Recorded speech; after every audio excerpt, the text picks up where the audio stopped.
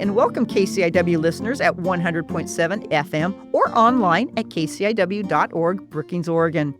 Hi to our syndicated listeners at KZZH 96.7 FM, Access Humboldt, Eureka, California. And a special welcome to our new listeners going for a month now, KSKQ 89.5 FM Ashland and 94.1 FM Medford. Yes, it is so good to be with you. This is me, Radio with Joyously Free, Joanie Lindenmeyer, the best-selling author of None Better, an amazing love story, and co-author of Joyously Free and Healing Religious Hurts. I'm so glad that you are tuning in today. Thank you.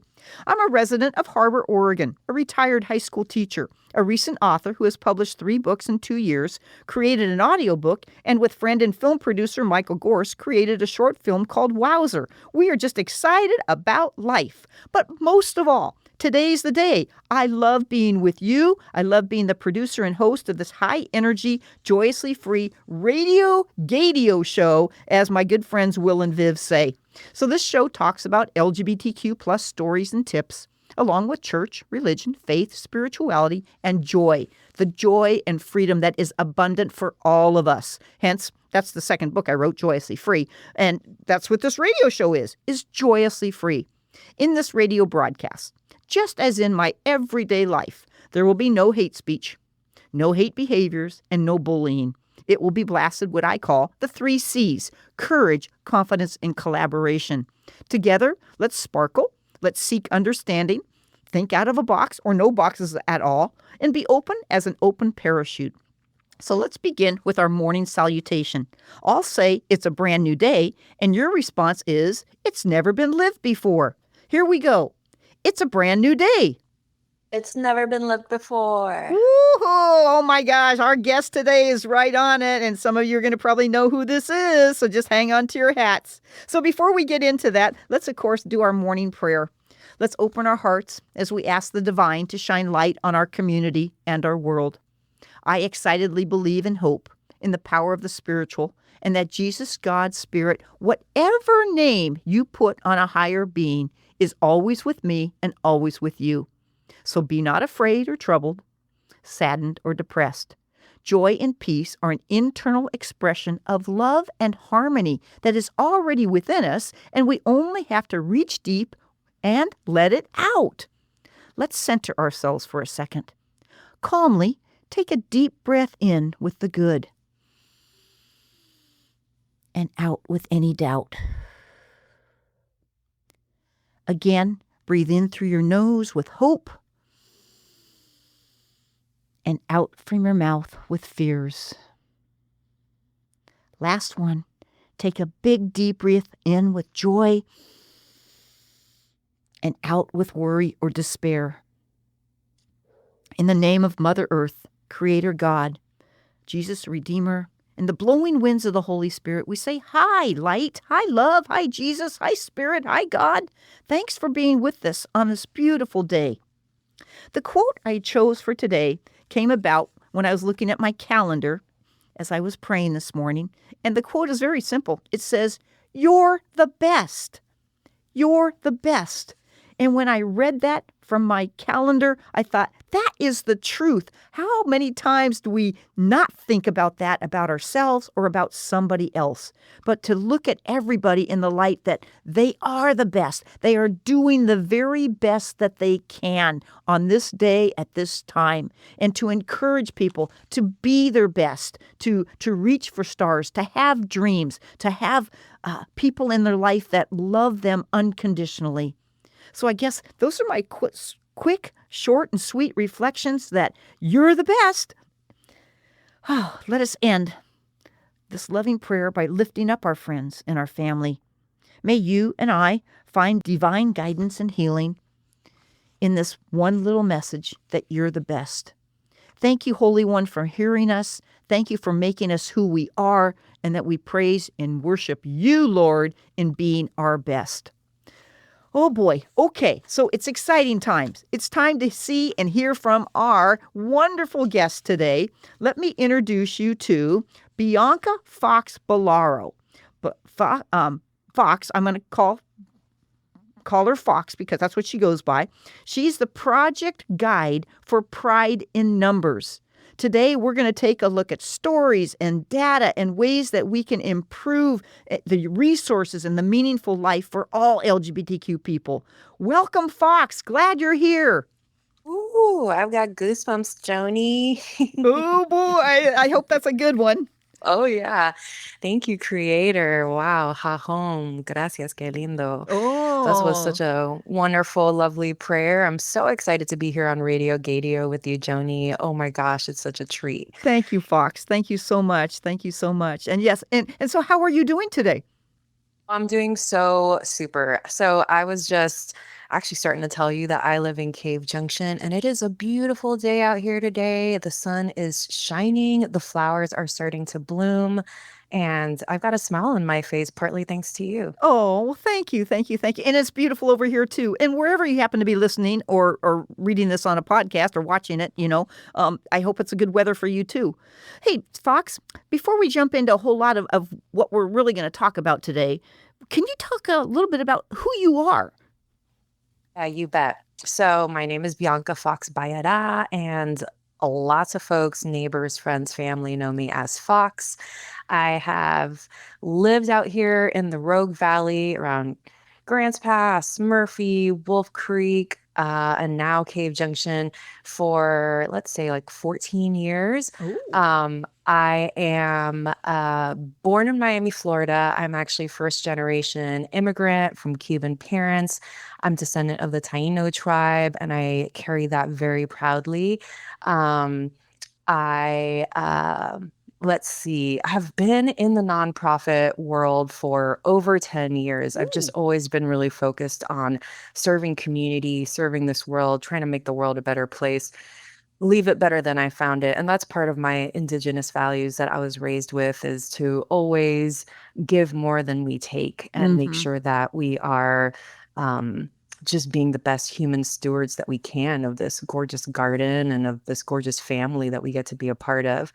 So and I happen to be queer too, and two spirit.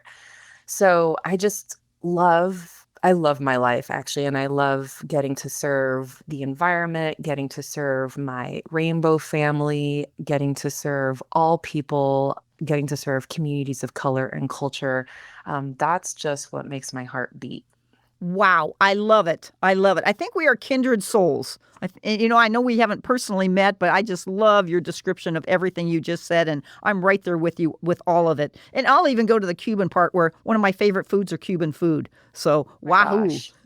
I know. I love being Cuban too. And actually, speaking of Cuba, like I want to say, I want to extend that prayer out to the Cuban people right now because I know that there's a little bit of Hmm. a humanitarian crisis going on there. And anyway, my heart goes out to them. And I wish I could be there to help support on the ground.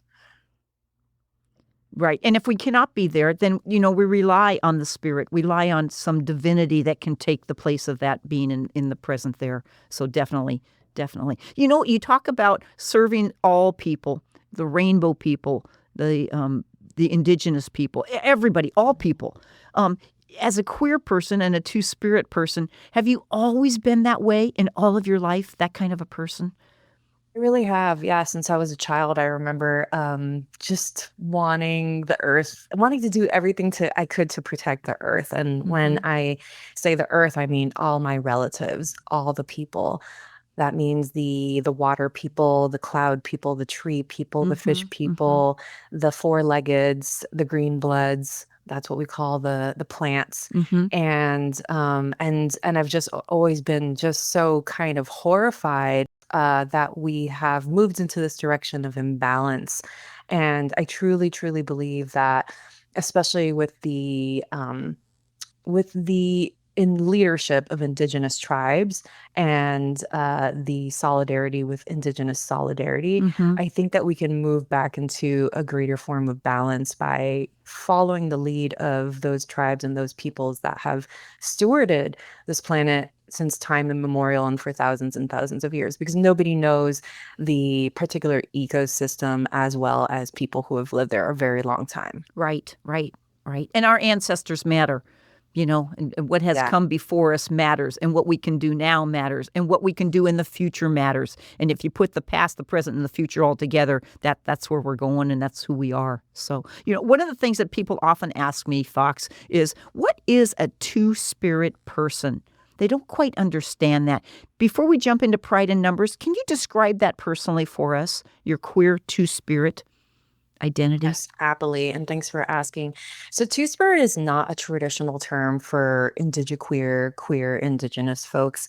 It's more of like a modern umbrella term that a lot of tribes are using across Turtle Island, or what we call the so called United States now.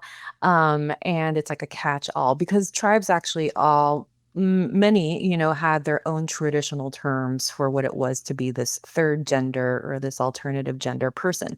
But what the two-spiritness catches is that across all these tribes, what us, our queer beings had in common is that we were often healers, we were considered sacred, we were considered a blessing to the tribe because we were able to be two-spiritedness. That means that we were able to offer masculine and feminine skills and attributes, that we were able to move forward and be of service in a variety of different ways according to what it is that the tribe needed. There was a certain special kind of magic, if you will, Mm-hmm, mm-hmm. or ability, that two-spirit people were able to offer because of their differentness. A lot of times we were peacemakers and bridge builders and communicators between the realms, or even in conflicts, Mm-hmm. just being able to see multiple sides. Mm-hmm. Oh, and what a gift that is. What a gift Mhm. that is. And I so believe that Creator God makes everybody for a bigger reason. And for you to be two-spirit, to be a healer, to be a peacemaker, to be masculine and feminine, and can see and experience so many things from different angles. I just love that. That is a true gift. True gift. Mhm. Yep, yep, yep. Mhm. Well, I want to give a shout out to Rose King. And Rose was the person that introduced me to you, Fox. And Rose said, you need to talk to Fox. Fox is the person that knows what's going on in rural America in terms of data and resources to help the queer community. Can you jump in and describe what you're involved with Pride in Numbers, please?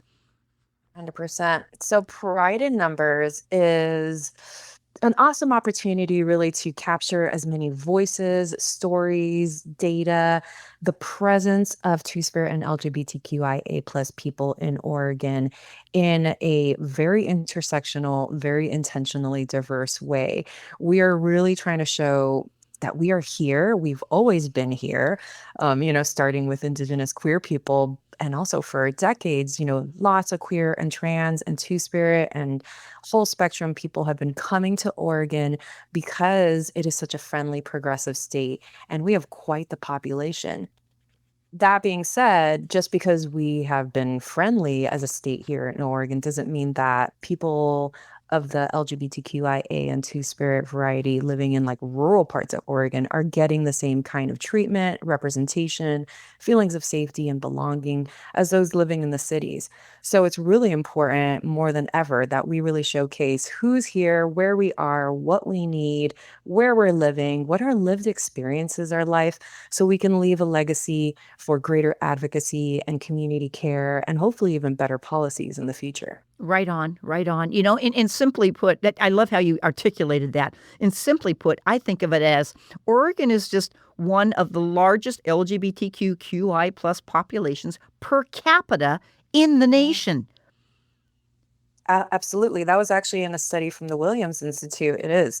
And lots of people are navigating multiple overlapping identities, and we have such a rich culture, and that's part of the reason when you go to prideinnumbers.org, you can see that you can either take the survey or even submit your art to the art project, because we wanted to make sure that we were really capturing how diverse, how cultural, how cool, how magical, how expressive our community is, not just through data and numbers, but really through our stories, Hmm. through our multimedia art, Yes. through any way that we really want to be participating in this. We really want to show, like, hey, we are not just here, but we are a vibrant people. Right on, right on. And I think the more that we use our voice in art and or in words, that people understand us more, and we also become bonded and more excited to be in our own culture, which is beautiful.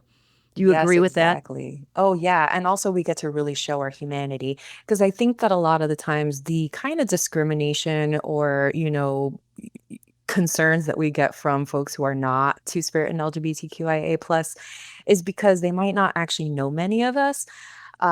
They probably do, but we might not be out, in their circles, Right. and they might not realize that we are queer and trans and so on. So I think that it's really important that our humanity gets to be really showcased so that it's understood that we are just as human, we are just as normalized as anybody else. Yes. Yes. So my understanding is Pride in Numbers. It's a research project. That's really what it is. And you produce a survey as one of your tools. I completed that survey. And what I loved about the first couple questions on the survey was, are you out? Are you an out LGBTQ person or not? Why would that be important for a rural community to have that information? Oh, yeah, because rural communities and Black, Indigenous, and people of color and culture have been historically underrepresented in the Two Spirit and LGBTQIA plus data. And part of the reason is because they might not experience the same feelings of safety, belonging, and acceptance in their cultures and in their neighborhoods as everybody else. So we really want to capture that. That's like the number one important thing is like, do you feel safe Yes. to be out in your life? It's Yes. 2026. Do you feel safe to be out? Right. Right. Every morning I raise a flag on my front porch, and on one side of the flag are these great big rainbow hearts. That's my rainbow flag. And then on the other side, I have the USA American flag. And I do that back to back because I Mm, am proud to be, in one sense, a United States citizen. There are times where I totally disagree with so many things going on, but at the same time, the freedoms that we do have, I acknowledge and I appreciate. And of course, my rainbow colors are out there. And many people say, Joanie, aren't you scared to put that flag up? Because they may be out to themselves, but they're not out in their neighborhood or their community. And that's why I think what you're doing with this project, data and stories, will help people to own who they are and for the community to recognize that. Can you talk more about the survey, please? absolutely. Well, I do also want to say, like, that's what's so cool about being in Oregon and why it's so important that we have Pride in Numbers. We have this project in Oregon because we are such a progressive, lucky, and privileged state, in terms of the rights and the benefits that we have compared to many other states.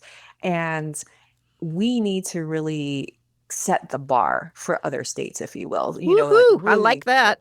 not just like say that we support Two Spirit and LGBTQIA plus people, but really actually seal the deal, support it, showcase it, wave that flag, wave that banner, and really just create a sea change across all of Oregon as far as LGBTQIA friendliness and safety. So we can showcase how it's done for other states. There's so many other states that I feel like would be right behind us.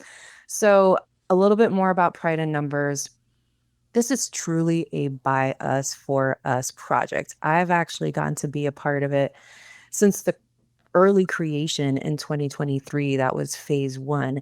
And I think what's awesome to me about being a part of this project is that from the beginning, there was an intention to recruit leadership, such as myself, from across Oregon, from across Mm-hmm. Mm-hmm. racial identities, geographical identities, disabled, intersectional, um, queer identities too. So it was so cool to me that I was reached out to as a rural BIPOC, Two Spirit, Latina person, who otherwise doesn't really get to often be a part of these kind of larger statewide um, projects. Usually they're very Portland centric, maybe Eugene centric, but this one really made an effort every stage of the way to make sure that we were representing all the different people that we need to reach. So we really made sure that we were representing the Oregon tribes. We were making sure we were representing coastal communities. Woot woot.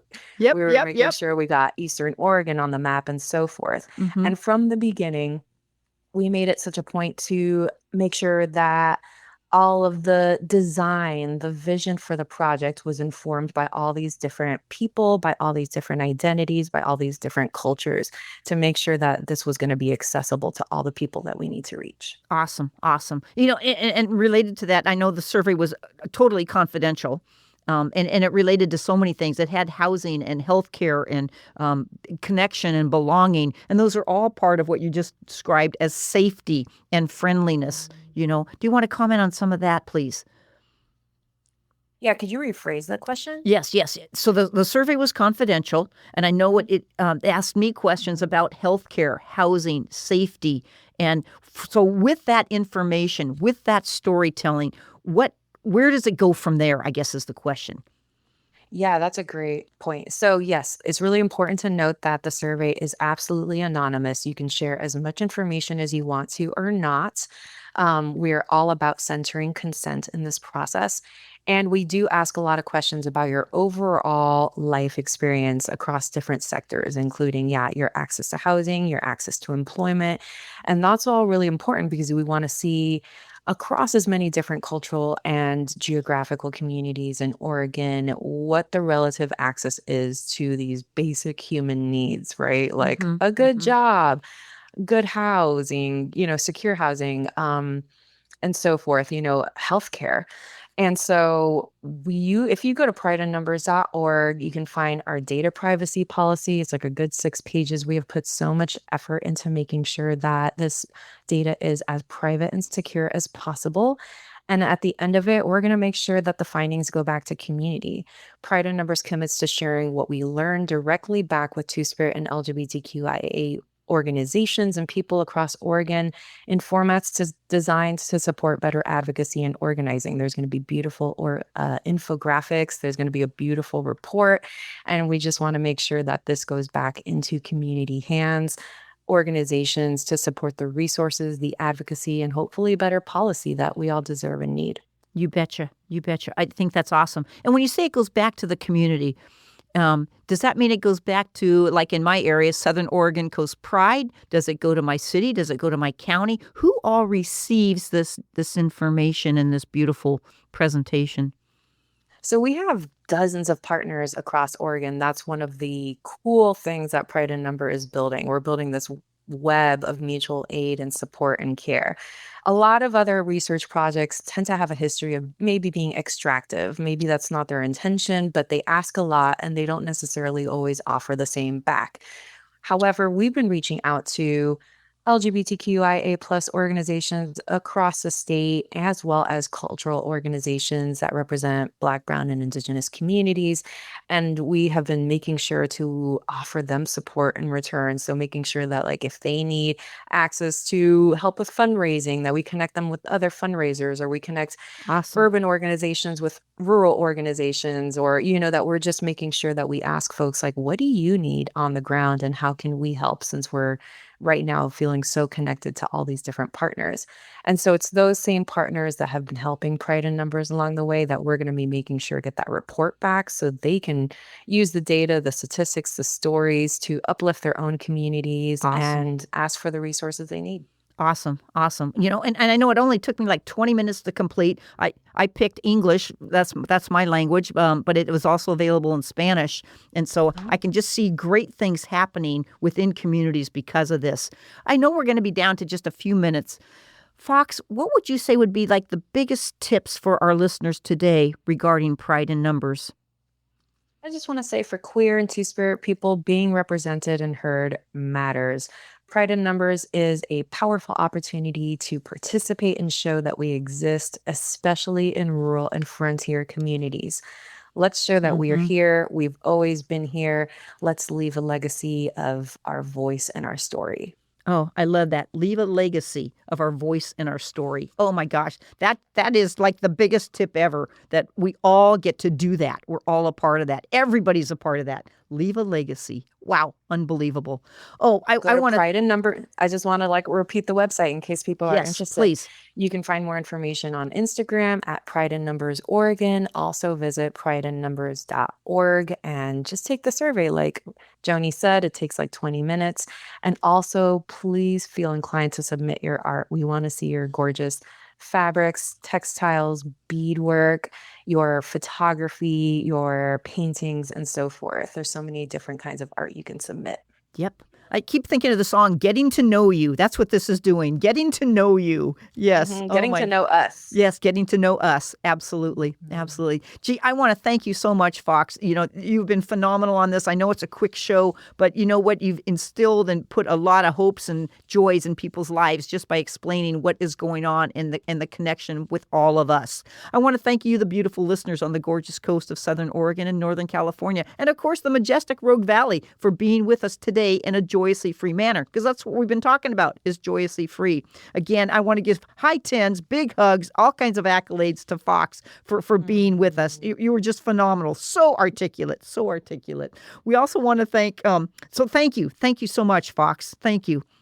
Thank you, Joanie. It's such a pleasure to be here. It's been such a treat, and those hugs are received and returned. Oh, I love it. I love it. Fantastic. And let's give a hug over to Mike Gorse on sound, and of course, all the people that run KCIW 100.7 FM, Tom and Candace and Rose. We want to thank, KZZH in Humboldt and KSKQ over in Medford and Ashland. We want to give a shout out to people that sponsor Joyously Free, this radio show, Steve Van Cleve, Sally and Todd Roy. It's teamwork that really makes the dream work. I know that's repetition for many methods, but teamwork does make the dream work. So we want to say thank you to everybody. We want to say have a great day. And as usual, smile big and wear bright colors. And once again, big, big hug to you, Fox. I hope I get to meet you personally really soon.